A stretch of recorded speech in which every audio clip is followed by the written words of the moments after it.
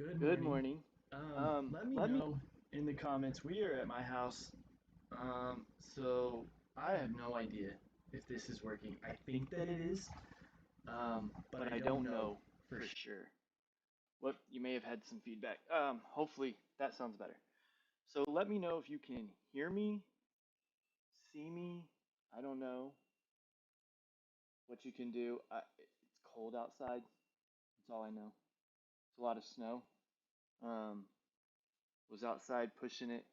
Yesterday I learned a very valuable lesson, and that is I had a fire going.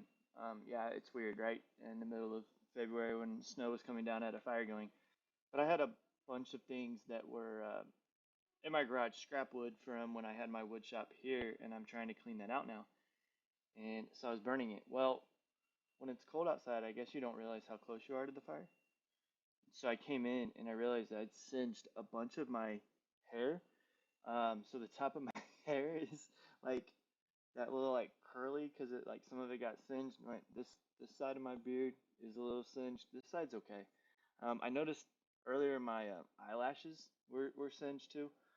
So I don't know if what happened like because I was cleaning out the garage and all the sawdust um, that it like got on my hair and that's what caught on fire for a moment. I mean, it didn't burn me. Like I'm not burnt. Like I'm fine. But it was funny. Um, I'm looking over here. Okay, so we got people saying that this is good, so we're gonna get into ocean. But Anna, um, I've got people requesting you.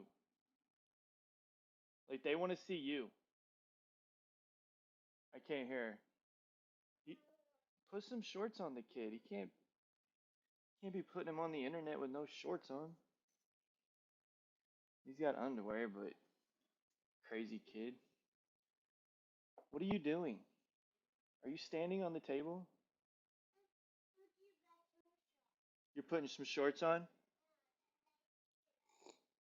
You putting some shorts on like me? Okay. Do you want to come say hi to people? All right. So the camera's down here. Say hi, Timothy. If you guys can't hear him, he's saying hi. Can you wave? Yeah. There's Anna. So that was Christy. That was chanting, "We want Anna. We want Anna." So, oh, you saying hi too, buddy? All right. Are we having a good morning? You having a good morning? Hey, are you having a good morning? Yeah? Okay. Just get camera shy all of a sudden? Okay. So, Kelly Holyfield and Renee said hi, Anna. Renee said hi, sweet boy. Judy said hi. It takes just a second to come back. Kelly, you very excited? So, Grandpa's on here too, and so is Grandma. Karen, I'll tell you what. Why don't can you say hi to everybody for me? I don't know if they can hear you, but can you say hi to George? All right. Can you say hi, Grandma? Can you say hi, Zara? Say hi, Christy. Say hi, Shirley. Say hi, Judy. Hi, Kathy. Let's see. Hi, Grandpa. And then hi, Kelly. All right. All right. You go play.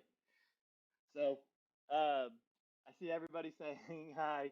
Timothy loves you guys. I know you guys all have fun with him and enjoy watching him run around. I get to talk about him a lot when I'm talking to other pastors because they ask me, how my kid is or how, what's his personality like and stuff. And I just explain that he sleeps with a sword and thinks he's a dinosaur. So, not really sure if we're doing the right. I think we are though. He's pretty cute. All right. So he says he's really excited about Christy. Hi, Timothy. You're Timothy. It so the devotion today, and I know normally I just get started right away. I did want to make sure it worked, and we're in a whole different ball game today, right? So, but in Romans 6, Romans 6, I want to read one of the verses there. And I know we've probably talked about this before, but I know I've said it, but it bears repeating that there's a lot of verses in Scripture that even if we talk about the same thing multiple times, it's good to be reminded of those things.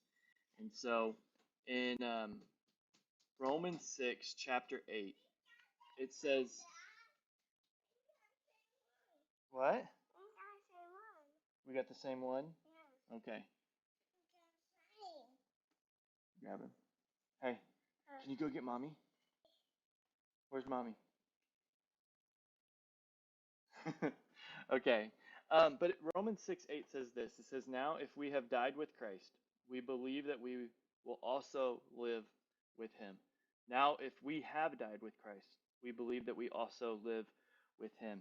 And the thing that I want to challenge, and I know it's not going to be incredibly super deep this morning, is that I fear that we have a lot of Christians in the world, and I don't want us to be them. Like, I don't want to be one.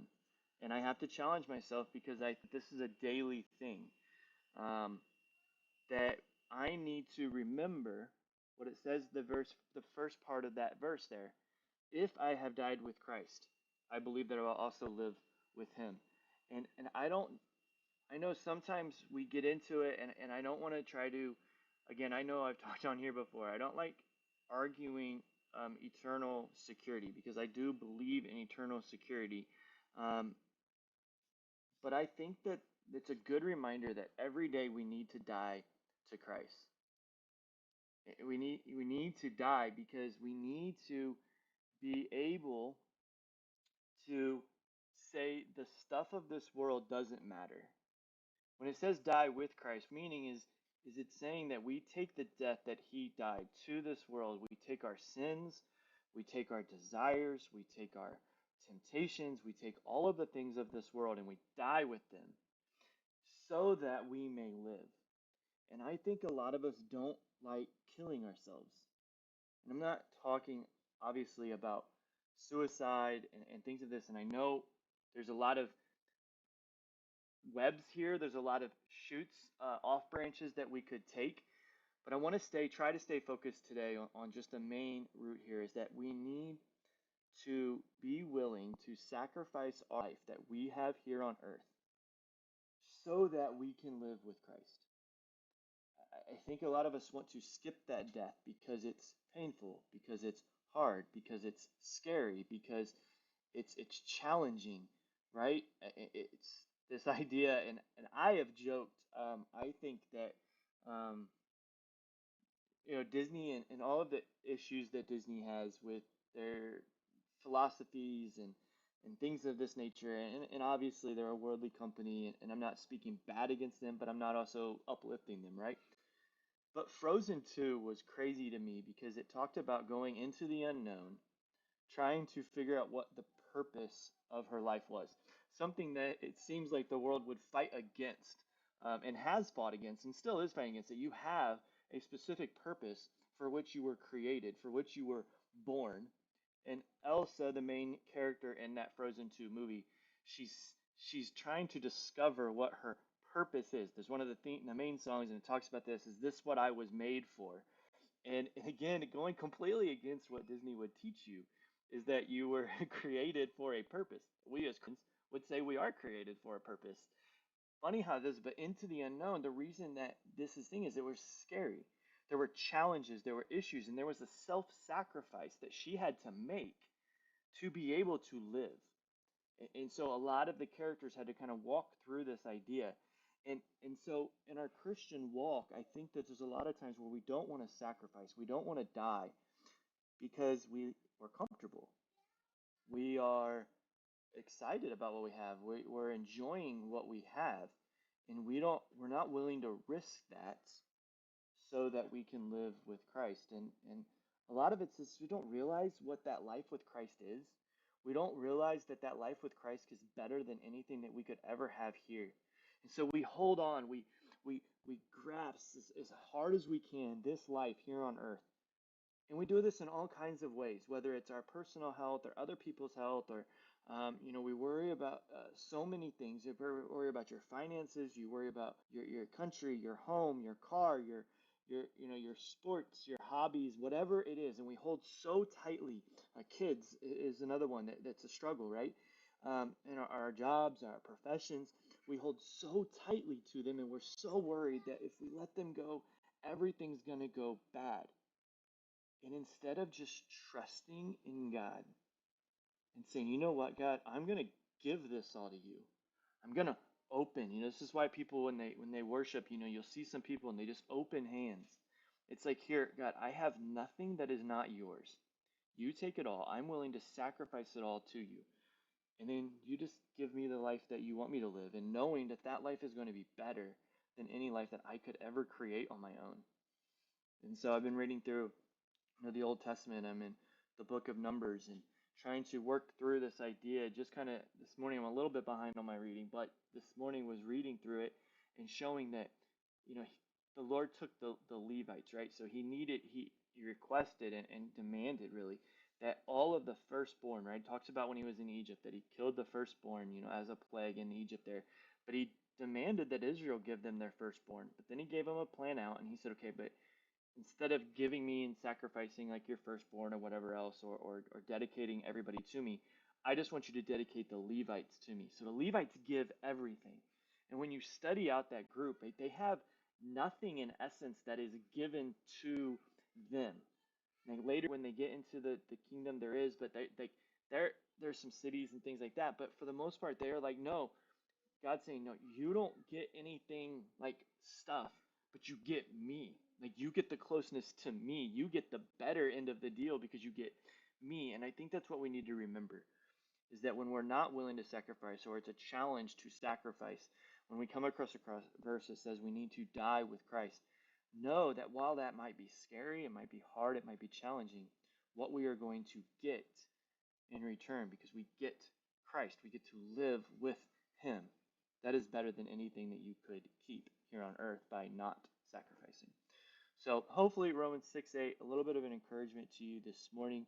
I hope that most of you are staying warm and enjoy. I said yesterday, obviously, please let us know. Reach out to us if something happens and you need something. It is cold out there, and people are. I've had to help someone get unstuck this morning already. That was on the street. So, if you're out there and you need something, or you're at home and you need something, I know not everyone can go out and buy tons of groceries and get all that stuff prepared. So please reach out. Let us know. We're the church, right? We're the community. And he's been talking about it. We thrive even in these bad conditions. We can thrive as a community. We can help one another and encourage one another and go out and support one another, and do what each other needs. So let us know if you need anything, and we can do that. So if not, I love you guys. I think I said hi to everybody that was here. Oh, Martha Stratton, hello to you. I'm so glad that you could join us. And we will see you at 10 a.m. tomorrow. Talk to you guys later. Bye.